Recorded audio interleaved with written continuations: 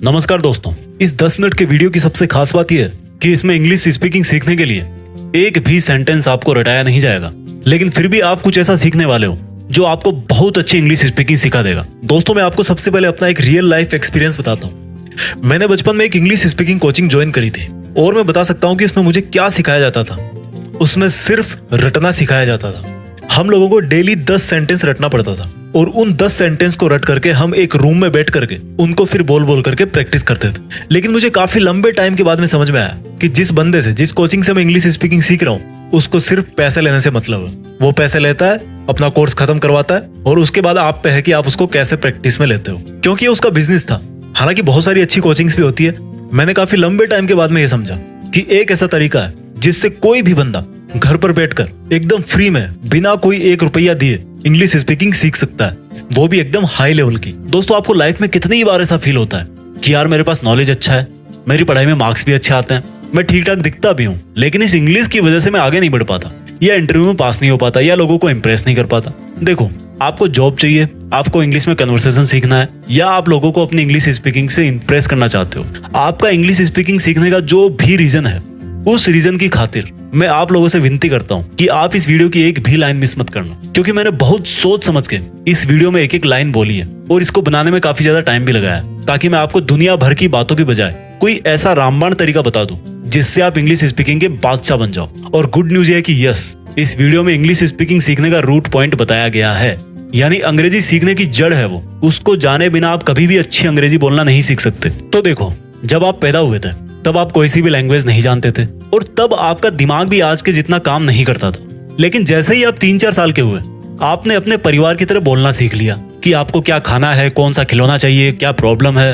और सबसे बड़ी ताजुब की बात तो यह है कि हम में से किसी ने भी पैदा होते ही ना तो कोई स्पीकिंग कोर्स किया था और ना ही कोई स्पीकिंग के लिए कोचिंग ज्वाइन करी थी, लेकिन फिर भी हम उस उम्र में अपने परिवार की लैंग्वेज बोलना सीख गए। अब आज की बात करते हैं। इसमें कोई डाउट नहीं है कि आज आप बचपन से ज्यादा इंटेलिजेंट हो। आज आपके पास इंग्लिश स्पीकिंग कोर्सेज की कोई कमी नहीं है। आप बचपन से हर क्लास में इंग्लिश पढ़ते आए हो। और सबसे मेन बात कि आज आप दिन में कितनी ही बार इंग्लिश में ही अपना मोबाइल चलाते हो। तो अब सोच समझ के ये बताओ मुझे कि बचपन में ऐसा क्या था आपके पास जो आज नहीं है, और जिसकी वजह से आज आपके पास कैपेबिलिटीज और फैसिलिटीज ज्यादा होते हुए भी 10-12 साल से क्लास में इंग्लिश पढ़ते हुए भी जहां पर इंग्लिश बोलने की बात आती है वहीं पर घबरा जाते हो। और जब किसी दूसरे बंदे को इंग्लिश बोलते हुए देखते हो तो मन ही मन सोचते हो कि यार क्या मस्त अंग्रेजी बोल लेता है वो तो, और वहीं से फिर आप खुद को छोटा समझना चालू कर देते हो और ऐसा ही होता है, आपका कॉन्फिडेंस डाउन हो जाता है। तो अब सीधा मेन बात करते हैं कि यार ऐसा क्या करें कि इंग्लिश बोल के तबाही मचा दें। तो इंग्लिश सीखने के लिए मैं आपको सबसे पहले उस टाइम में लेकर के जाऊंगा जब आपका जन्म हुआ था, क्योंकि आज हमें वहीं से सीखना है। मेरी बातों को ध्यान से समझना। जब आप छोटे थे तो आपके चारों तरफ जितने भी लोग थे वो सब के सब एक लैंग्वेज में बात करते थे। चाहे आप हिंदी परिवार में पैदा हुए, चाहे आप बंगाली परिवार में पैदा हुए, या फिर आप किसी तमिल, तेलुगु, किसी भी लैंग्वेज के परिवार में आप पैदा हुए, यानी कि आपके चारों तरफ हमेशा वो लोग थे जो उस लैंग्वेज को बोलते थे। और आपकी मजबूरी कह लो या कुछ भी कह लो, आपको भी वही सुनना पड़ता था जो आपके घर वाले बोलते थे। अब यहाँ से 2 बातें निकल के आई है। फर्स्ट इज लिसनिंग, यानी कि सुनो। एक बच्चा बचपन में पहले बातों को ध्यान से सुनता है, कई बार सुनता है, और वो कितनी बार सुनता है तब जाके वो उसको ठीक से एक बार बोलता है। आपने आज तक इंग्लिश ठीक से पढ़ी है लेकिन ठीक से सुनी नहीं है। आपने जब भी इंग्लिश में कोई मूवी देखी या न्यूज देखी तो हमेशा ये सोचकर उसको अवॉइड करने की कोशिश करी कि यार इसमें मजा नहीं आ रहा, हिंदी में देखता हूं। और वहीं से आपने इंग्लिश को इतना टफ मान लिया कि वो आपके सबकॉन्शियस माइंड में बैठ गया कि इंग्लिश सीखना टफ है। एक बार किसी बड़े म्यूजिशियन ने कहा था कि अगर आप म्यूजिक सीखना चाहते हो ना तो म्यूजिक को ठीक से सुनना सीखो, और जब आप सुनोगे तो 50% म्यूजिक आप ऐसे ही सीख जाओगे। सेम चीज आज हम यहाँ पर इंग्लिश स्पीकिंग में अप्लाई करने वाले हैं। इंग्लिश लिसनिंग, यानी कि ध्यान से अंग्रेजी को सुनना सीखो। ये बहुत आसान है और बहुत ही इफेक्टिव है, क्योंकि इंग्लिश स्पीकिंग हम लिसनिंग और स्पीकिंग से ही सीख सकते हैं। राइटिंग और रीडिंग तो हम कितने ही सालों से करते आ रहे हैं, उससे नहीं सीखने वाले। सबको पता है कि गो का मतलब जाना होता है, इसकी सेकंड फॉर्म वेंट होती है और थर्ड फॉर्म गॉन होती है, लेकिन मेरे भाई उनको यूज कहाँ करना है, कैसे करना है, ये आप सुनकर और बोलकर ही जान पाओगे। अब बात आती है कि चलो समझ गए, सुनना है, लेकिन क्या सुने। देखो, अगर आपको इंग्लिश मूवी देख रहे हो तो उसको इंग्लिश में ही देखो, उसकी दूसरी लैंग्वेज में डबिंग मत देखो।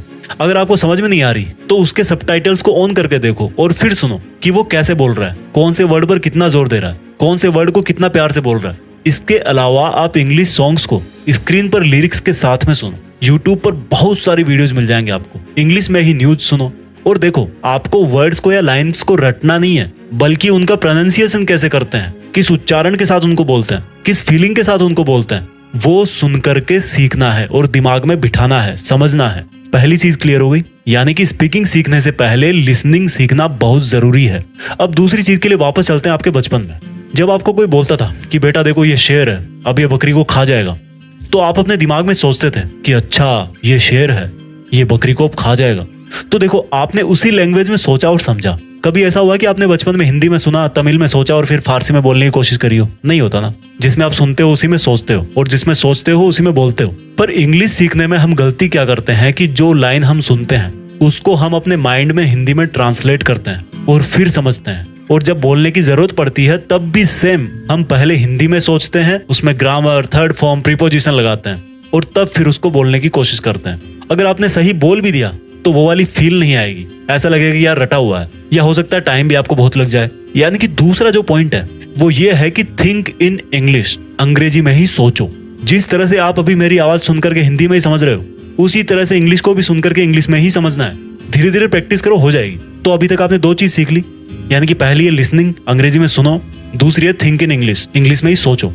अब तीसरी चीज के लिए वापस चलते हैं आपके बचपन में। आपके बचपन में आपकी मजबूरी थी कि आपको भी वही लैंग्वेज बोलनी पड़ती थी जो आपके घर वाले जानते थे या बोलते थे, और अगर आप ऐसा नहीं करते तो वो कभी समझ ही नहीं पाते कि आपको चाहिए क्या, प्रॉब्लम क्या। यानी कि तीसरी चीज है आपका माहौल, आपकी कंपनी। अब आप बोलोगे कि यार मैं तो गांव में रहता हूँ, गांव में किसी को आती नहीं इंग्लिश, और जिसको नहीं आती उसके सामने बोलने का भी कोई मतलब नहीं है। तो आप क्या करो, आपके पास मोबाइल है, उसका वॉइस रिकॉर्डर निकालो और जो भी आप सोच रहे हो उसको बोलने की कोशिश करो और रिकॉर्ड करते जाओ। अपने मोबाइल का फ्रंट कैमरा ऑन करो और जो भी आपके मन में आए, जो भी आप सोच रहे हो, जैसा भी आप फील कर रहे हो, आपको जितनी भी टूटी फूटी इंग्लिश आती है उसमें बोलने की कोशिश करो, रिकॉर्ड करते जाओ। और आप हर एक हफ्ते बाद में ये चेक करो कि पिछले हफ्ते में कैसा बोल रहा था और आज मैं कैसा बोल रहा हूँ। जब आपको पता लगेगा कि यार मेरी इंग्लिश स्पीकिंग में इंप्रूवमेंट हो रहा है, तब आपका बहुत कॉन्फिडेंस बढ़ेगा। देखो, किसी मंजिल पे चढ़ने के लिए एक एक सीढ़ी से होकर जाना पड़ता है, ठीक है। और क्या कर सकते हो प्रैक्टिस के लिए? आजकल हर किसी के पास बात करने के लिए मोबाइल में अनलिमिटेड बैलेंस रहता है, तो आप अपना कोई ऐसा फ्रेंड ढूंढो जो इंग्लिश सीखने को लेकर सच में सीरियस हो, और उससे जब भी आप बात करो तो इंग्लिश में ही करो।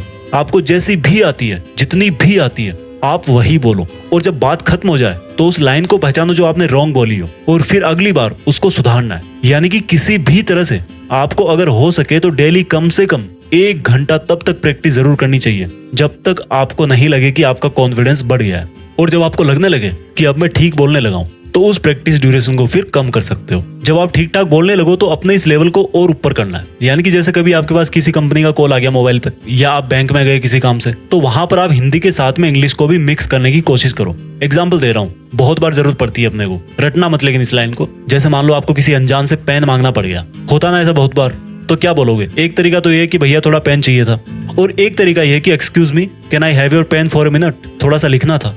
यानी कि जिस लाइन में आप कॉन्फिडेंट थे उसको इंग्लिश में बोल दिया और उसके अलावा हिंदी में बोल दिया, तो क्या बिगड़ गया? देखो, पूरा फन है इसमें। जितना आपको आता था उतना आपने बोल दिया, आपका कॉन्फिडेंस ऊपर हो गया। घबराना नहीं है ज्यादा। इस तरह से आप कहीं भी इंग्लिश स्पीकिंग का माहौल बना सकते हो। अब दोस्तों, बात करते हैं इस वीडियो के सबसे जरूरी पार्ट की, जो मुझे लगता है कि बताना बहुत जरूरी है, कि क्या अंग्रेजी सीखना वास्तव में जरूरी है।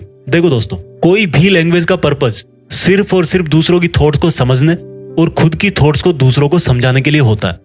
आजकल बहुत सारे जॉब्स में आपने देखा होगा कि उसमें इंग्लिश स्पीकिंग कंपलसरी होती है, क्योंकि उन जॉब्स में उन लोगों से बात करनी पड़ती है जो इंग्लिश बोलना प्रीफर करते हैं या सिर्फ इंग्लिश ही जानते हैं। या मान लो आपको टूरिस्ट गाइड बनना है और कोई विदेश से आ रहा है, इंग्लिश ही आती है उसको, तो भैया आपको इंग्लिश आनी ही चाहिए। तो अगर आप जिस फील्ड में जाना चाहते हो उसमें इंग्लिश होना कंपलसरी है, या आपका बहुत मन करता है कि यार सब अंग्रेजी बोलते हैं तो मैं भी बोलूं, तो अच्छी बात है, सीखो, कोई दिक्कत नहीं है। लैंग्वेज है ये, लैंग्वेज सीखने में कोई दिक्कत नहीं है, कोई बुराई नहीं है। लेकिन अगर आपको लगता है कि जो भी काम मैं कर रहा हूँ उसमें इंग्लिश स्पीकिंग सीखना उतना जरूरी नहीं है, तो फिर आपको परेशान होने की जरूरत नहीं है। आप जो भी लैंग्वेज बोलते हो वो आपके लिए मोर देन सफिशिएंट है। अब आप मुझे ये बताओ, जीत फिक्स के इतने सारे वीडियोस देखे आपने, जहां तक मुझे याद है मैंने शायद ही किसी वीडियो में इंग्लिश में कोई पूरा सेंटेंस नहीं बोला होगा। बट इट डजंट मीन कि मुझे इंग्लिश नहीं आती, बट जरूरी नहीं है उसकी, क्योंकि जितने भी आप लोग इस चैनल से जुड़े हुए हो वो सब और खुद मैं भी हिंदी से बहुत प्यार करते हैं। लेकिन अगर फिर भी आपको कभी लगता है कि यार पता नहीं कब जरूरत पड़ जाए, थोड़ा सा लो कॉन्फिडेंस फील होता है जब कोई इंग्लिश बोलता है सामने तो, और आप सोचते हो कि यार थोड़ी सी अंग्रेजी तो सीख लेता हूँ, तो आप इन टिप्स को ध्यान में रखो। First is listening, second is think in English, and last but not least third one is the माहौल। भाई माहौल बनाओ, सीख जाओगे, लेकिन हिंदी से प्यार करना छोड़ना मत। जय हिंद, वंदे मातरम।